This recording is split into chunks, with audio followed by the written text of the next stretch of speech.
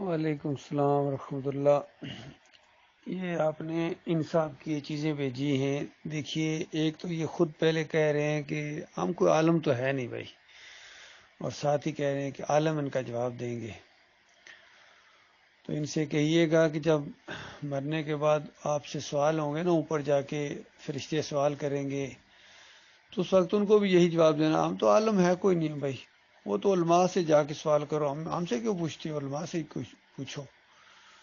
تو وہاں یہ ڈگیں ڈال دیں گے، وہاں یہ باتیں ان کی نہیں چلے گی۔ یہاں ہی اصل میں یہ پھرتیاں ہیں، کیونکہ یہاں آزمائش ہو رہی ہے، اللہ نے ڈیل دی ہوئی ہے، وقت دیا ہوا ہے، اور مرنے کے ساتھ وہ ڈیل اور وہ سارا وقت ختم ہو جائے گا۔ اس وقت یہ پچھتائیں گے، لیکن واپس نہیں آ سکیں گے، چیخیں گے، چلائیں گے یہاں دنیا میں آنے کے لیے، یا اللہ اب ساری باتیں سمجھ میں آ گئی ہیں، ایک موقع دے دے۔ اور جنہوں نے گمراہ کیا تھا ان سے بیزاری کا اعلان کریں گے۔ دیکھیے، سوچنے کا ایک انداز ہوتا ہے، یہ الٹی بات کہہ رہے ہیں دیکھیں کہ جب شہید زندہ ہیں تو پھر نبی علیہ السلام زندہ کیوں نہیں ہیں؟ دیکھیے، اتنی بات سے ان کا کام چل گیا۔ اسی بات کے اوپر اگر یہ غور کریں گے تو ان کو مسئلہ سمجھ آ جائے۔ بس شہید کہاں زندہ ہیں؟ کہاں زندہ ہے بتائیے؟ کیا نبی علیہ السلام نے نہیں بتایا؟ قرآن میں کیا نہیں ہے کہ کہاں زندہ ہے؟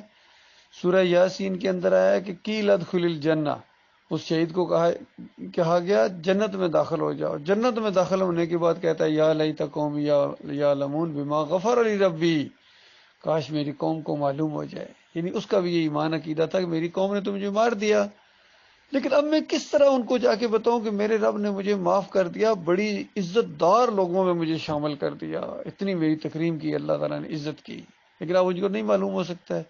یہ اور بات کہ اللہ تعالیٰ نے اپنے فضل و کرم سے سورہ یاسین والے شہید کی بات اپنی طرف سے انسانوں تک پہنچا دی کہ دیکھو یہ معاملہ ہوتا ہے۔ اسی طریقے سے جو جنگ احد میں شہید ہوئے ان کے بارے میں نبی علیہ السلام نے فرمایا کہ اللہ تعالیٰ نے ان کو اڑنے والا جسم دیا، جنت کی نہروں پر آنا جانا شروع کر دیا، مزے کرتے ہیں، اور عرش کے نیچے لٹکی ہوئی قندیلیں ہیں، یعنی بڑے بڑے محلات ہیں جن کے اندر وہ رہتے ہیں۔ تو بتاؤ، وہ عرش ان قبروں کے اندر ہے یا اس دنیا کے اندر ہے؟ کہاں ہے وہ عرش اور کہاں وہ سارے شہداء ہیں؟ جنت کہاں ہے؟ نہریں کہاں ہیں؟ وہ وہاں ہی ہیں جہاں ہیں، یا ان قبروں کے اندر تو نہیں ہیں؟ تو جب شہید جنتوں میں زندہ ہیں، جس پیغام کے اوپر وہ ایمان لائے اور جس پیغام کی وجہ سے انہوں نے جان دے دی، وہ تو جنتوں میں زندہ ہوں، اور جو وہ پیغام لائے تھے وہ قبر میں زندہ ہیں۔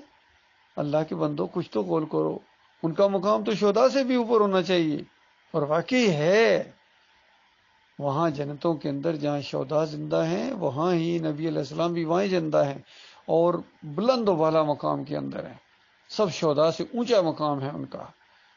باقی اس قبر کے اندر زندہ کہنا یا ہر جگہ حاضر ناظر کہنا، اور پھر مثالیں ایسی شیطانی دینا، بھائی جنات تو ہوتے وہ ہیں جو نظر نہ آئیں، انسان تو نظر آتے تھے، نبی علیہ السلام صحابہ کرام کو نظر آتے تھے، صحابہ کرام نبی علیہ السلام کو نظر آتے تھے، اور کافروں مشرکوں کو بھی نظر آتے تھے، صحابہ کرام نظر آتے تھے۔ جب جنگ ہو رہی تھی تو کافروں مشرکوں کو صحابہ نظر آ رہے تھے، صحابہ کو کافر مشرک نظر آ رہے تھے۔ یہ ساری چیزیں تو اپنی جگہ موجود ہیں۔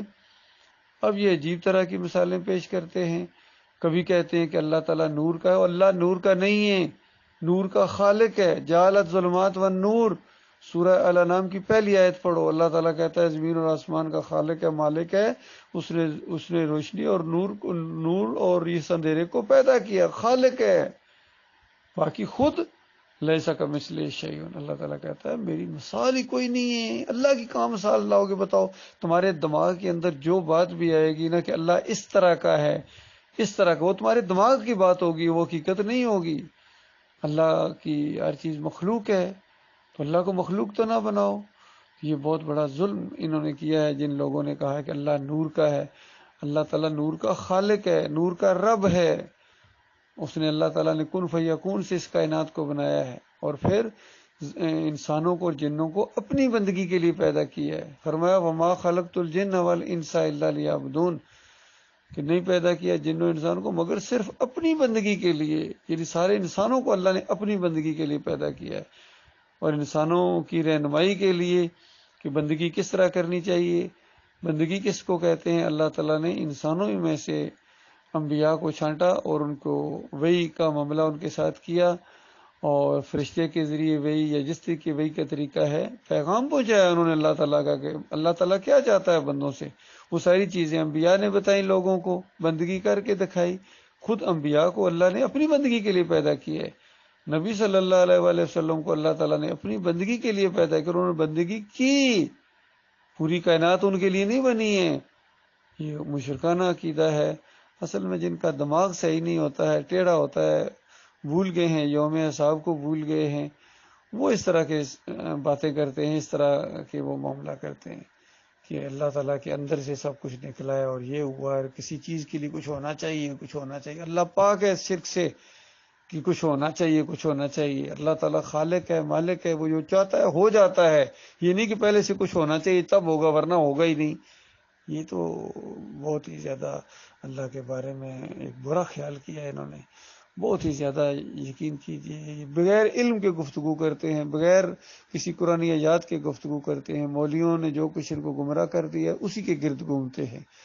اللہ تعالیٰ ان کو دے دے، بس دعائیں کی جا سکتی ہے، زیادہ الجھنے کی ضرورت نہیں ہے، اور ایسوں کو ڈراوا دیا جائے گی چند دنوں کی زندگی ہے، مزے کر لو، اور مرنے کے ساتھ تمہیں وہ آگ لگے گی جو بجھائے نہیں بجھے گی، وہاں چیخو گے، چلاؤ گے، موت کا فرشتہ یہاں آئے گا، یہاں سے روح نکالنے سے پہلے کہے گا این ما کنتم تدعون من دون اللہ، کہاں ہے جن کو اللہ کے علاوہ پکارتے تھے، بتاؤ کہاں گئے تمہارے یا علی مدد، یا رسول مدد، یا غوث مدد، کہاں گئے؟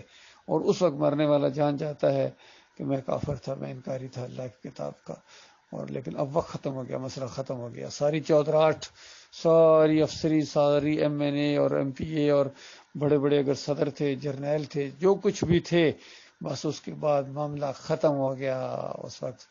اس وقت عذاب یہاں سے تھوڑے مارتے ہوئے لے کے جائیں گے، اور جب تک قیامت قائم نہیں ہوگی وہاں برزخ میں رکھا جائے گا اور بتایا جائے گا ابھی کہاں، ابھی چیخنا چلانا یہ تمہارا ابھی تو بہت تھوڑا ہے، آنے تو قیامت کا دن، اس کے بعد جو میدان محشر لگے گا اور تمہارے اکابرین سمیت، تمہارے مولویوں اور پیروں سمیت، تمہارے لیڈروں سمیت تمہارے اس جہنم کی آگ کے اندر جھونکا جائے گا، تو اس وقت کیا بنے گا یہ بس ان کو بتا دیجیے گا۔